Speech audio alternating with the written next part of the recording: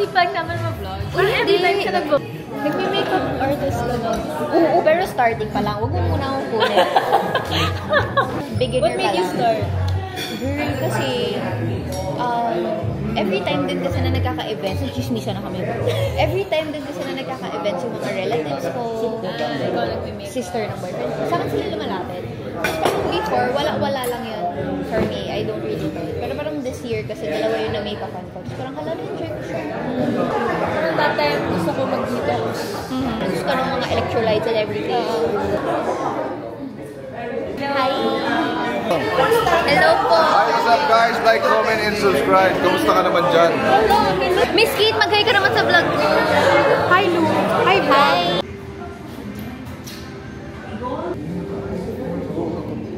Ang buka. But I gotta wish you were mine. I like you, like you, like you. Sorry. Manonood kami ng Weekend today. So call out my name. Ano yun? Ang kanta yun? Kay The Weekend.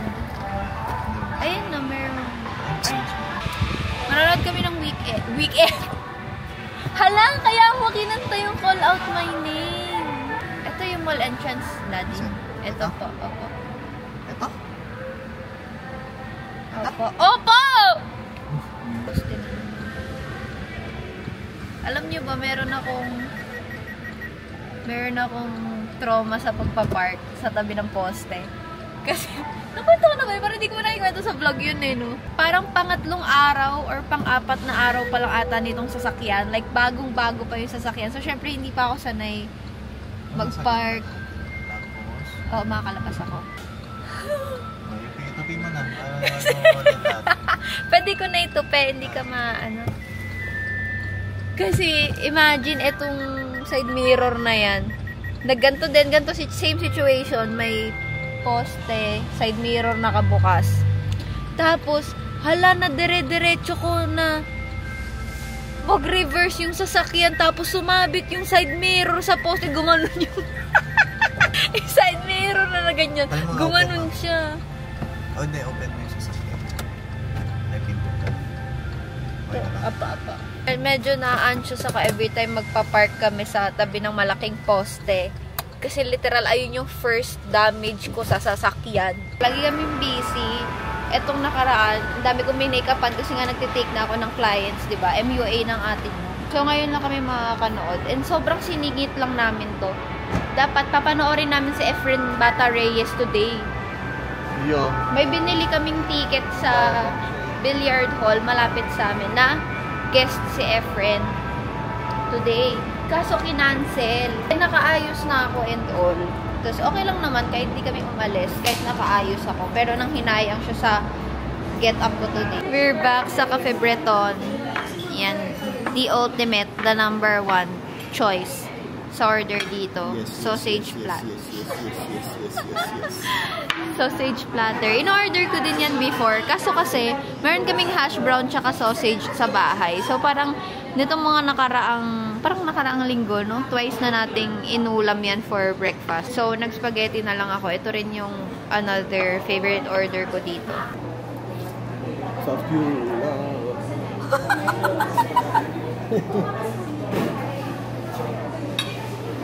You're gonna be popular. Ano yung kanta sa movie na parang natatandaan? Yung mga madaling tandaan sa'yo or Popular. parang nag-stuck sa'yo? Ba tayo talaga? Popular ba? Popular. Pagkarinig ka ng kanina, sabi ko, dito pala yung galing. Sabi lumalabas yun sa TikTok, kasi ginagawa sound, diba? Popular. You're gonna be popular. Okay, so andito tayo sa office ng Get Ready With Me Cosmetics kasi magla-live ako for them. For 12/12, hindi pa nga masyadong maayos yung hair ko kasi ni-roller ko siya. Tapos medyo matagal. Alam niyo naman yung hair. Kapag masyadong matagal na roller, hindi siya sumusunod agad. Ayun, first time ko magla-live for Get Ready With Me. And this is like a full circle moment kasi alam niyo naman kung gaano ko ka-love si May, diba? Right now is December 11. Tapos 8 PM to 11 PM ako mag-live. So parang siyang salubong for 12-12, ganun. Wala rin akong makeup kasi doon pa ako magme-makeup sa mismong live. Naisip ko lang yon kasi parang ang nice, like for 3 hours, nagchichikahan tayo, nag-a-ask kayo about the products, ganyan, but at the same time, nakikita ko rin yung application. Sana hindi ganun ka-echoey yung boses ko. Buksan ko na lang tong mic. But, ayan, meron tayong dinner from 215 Coffee. Meron tayong lasagna. Tsaka, cafe mocha. Guys, so first time kong mag-vlog as an MUA. I started doing makeup on clients already. So, today, gagawin natin yung makeup ng best friend ko kasi may year-end party sila today. And traffic naman, wag kayo mag-alala. Safe naman ako mag-vlog. So, pupunta tayo ng Pasay today. And mag-overnight ako doon. So, yung friend ko, nag-book na siya ng hotel. Nag-book naman talaga siya initially kasi nga masikip sa place niya para mag-makeup kami. So, nag-book siya ng place and doon na din ako matutulog. Mag-overnight ako. Kasi, yung client ko naman tomorrow morning, like literal 6 AM ako, pupunta sa client tomorrow. Doon lang, sa kabilang kanto lang ng hotel niya. So, hopefully makuha ko lahat. Kasi, naiinis nga ako, nung isang araw, nag-vlog ako for Get Ready With Me. Pumunta ako sa office nila sa Cavite. Nag-start ako ng vlog, in-explain ko sa inyo lahat, pero hindi ko siya natapos. Hindi nyo nakita kung anong nangyayari doon sa mismong live, ganyan. So, I hope na ma-videohan ko lahat ng dapat ma-videohan. Nakakatawa yung in-offer mo yung sarili mo for free. Ay, meron na ding mirror. Ang saya naman dito. Ang ingay ng rep, ah. Ang ingay po ng rep nyo. Review, maingay yung rep. So, okay na kasi merong table na pwede ko pag-set up pa ng makeup. Tapos, meron pang vanity mirror. Makikita ni bakla yung sarili niya. Ay, sister ko. Pretty girl. So, nagpunta ako ng SM MOA. Habang nagpa-party to si ate girl. Tapos, bibili lang ako ng extension na tagsa 749 pesos. Nakabili naman ako ng extension. Pero bumili na din ako ng bag. Tapos kumain pa ako sa Din Tai Fung. Akala mo talaga ang yaman ko. Tawag dito, eto na yung gift ko, sarili ko for Christmas to. Tapos, meron kasi akong inaay na bag sa Charles & Keith. Ayan. Sinama ko kasi yan sa wishlist. Hindi ko bibilhan nila ako ng gano'n. So, hindi yan yung binili ko, syempre. Ay, ito din. Meron din siyang Charles & Keith. Tapos, nakakuha ko ng review sa kanya. Sabi niya, maganda daw. Tapos, okay naman. Kaso kasi for me, masyado siyang open here. Parang hindi pa ako ganun ka-confident. You can close it. Oo nga. Meron nga siyang magnet. This one too. This is cute.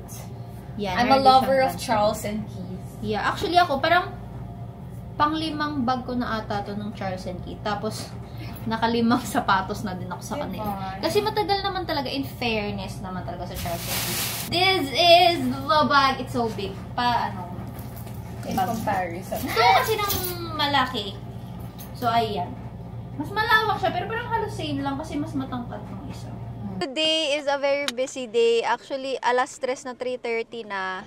Isa pa lang napupuntahan namin. Umalis kami ng 10 sa bahay. From QC, pumunta kami ng Cavite kasi nagpaayos kami ng mga tako. Niregaluhan ko siya ng tako. Tapos niregaluhan niya din ako.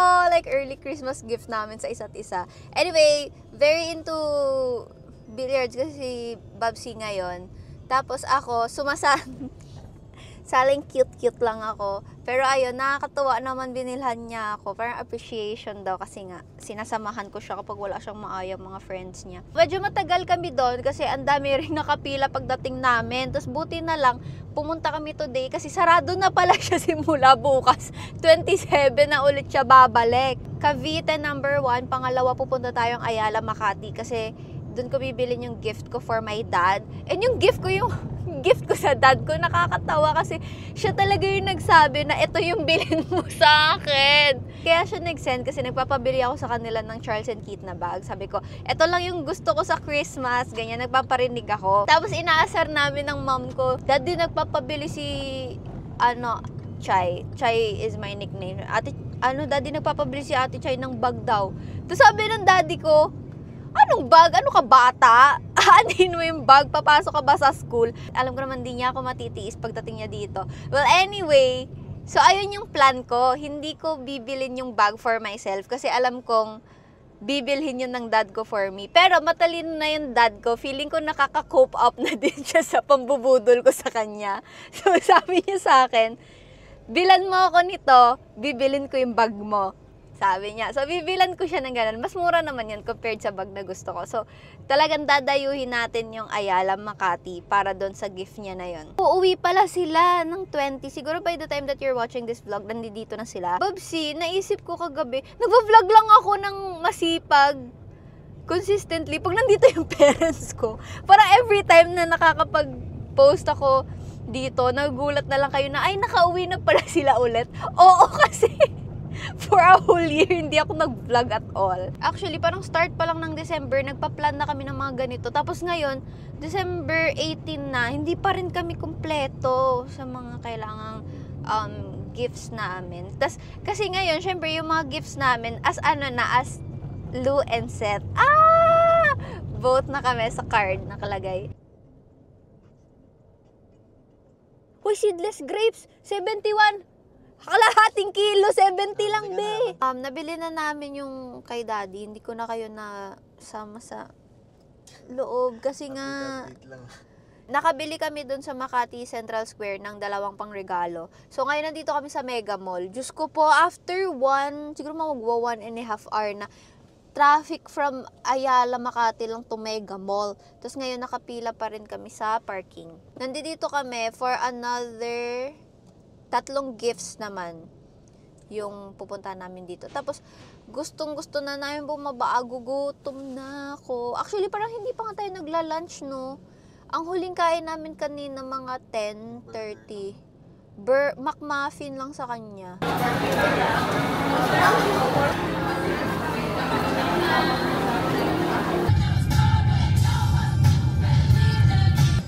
Siya ba to? Christmas!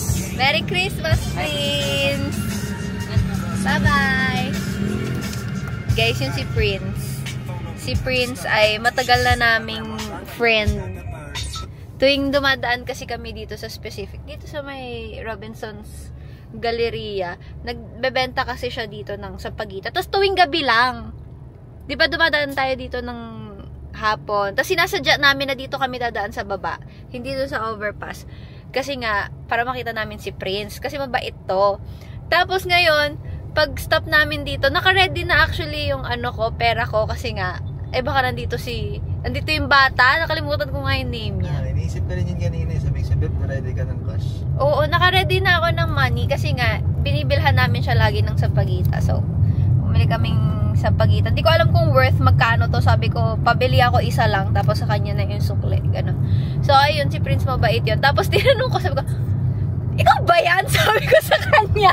Mas bata pa siya nung nakilala namin. Last year, di ba? Last year nung nagbabazar kami lagi. Oo, isang taon na pala nakalipas. Oo. Pero nakikita-kita natin siya tuwing dadaan tayo dito. Siguro mga earlier this year. 1 year later. Pero nung last 2023 Christmas, lagi kaming nagbabazar sa Mega Mall. Doon namin siya nakilala kasi nga, dito lagi yung daan namin ng uwi.